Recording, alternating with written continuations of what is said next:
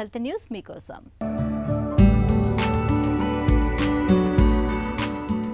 పక్షవాతం సాధారణంగానే తీవ్రమైన సమస్య. ఇక మెదడులో రక్తస్రావం కావటం మూలంగా తలెత్తే హెమరేజిక్ స్ట్రోక్ అయితే ప్రాణాలకి ప్రమాదం తెచ్చిపెడుతుంది. దీని బారిన పడ్డవారిలో 50% మంది మరణిస్తూ ఉంటారు. 30% మంది తీవ్రమైన వైకల్యం బారిన పడుతూ ఉంటారు.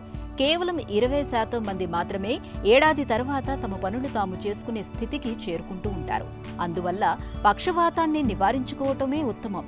దీనికి మద్యం జోలికి వెళ్లకుండా ఉండటం ఒక మంచి మార్గం. అమెరికాకు చెందిన తాజా అధ్యయనం ఇదే చెబుతోంది.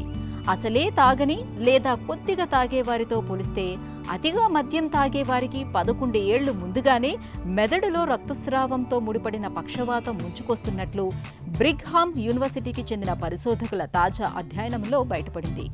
కొద్దిగా మద్యం తాగేవారు సగటున 75 ఏళ్ల వయసులో పక్షవాతం బారిన పడితే, అతిగా తాగేవారు సగటున 64 ఏళ్ల వయసులోనే దీనికి గురవుతున్నారని పరిశోధనలో తేలింది.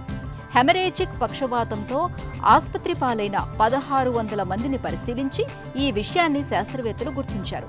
మద్యం జోలికి వెళ్లకపోవటం, ఒకవేళ మద్యపానం అలవాటు ఉంటే దాన్ని తగ్గించుకోవటం మంచిదని ఈ అధ్యయన ఫలితాలు సూచిస్తున్నాయి. ఇది పక్షవాతమే కాదు, సూక్ష్మ రక్తనాళాల సమస్యతో మెదడులోని భాగాలు దెబ్బతినే సిఎస్విడి సమస్య తగ్గడానికి కూడా తోడ్పడుతుంది. సిఎస్విడితో రెండోసారి పక్షవాతం రావటం, విషయగ్రహణ సామర్థ్యం తగ్గటం, దీర్ఘకాల వైకల్యం వేధించడం వంటి ప్రమాదాలు పొంచి ఉంటాయని పరిశోధకులు వివరిస్తున్నారు.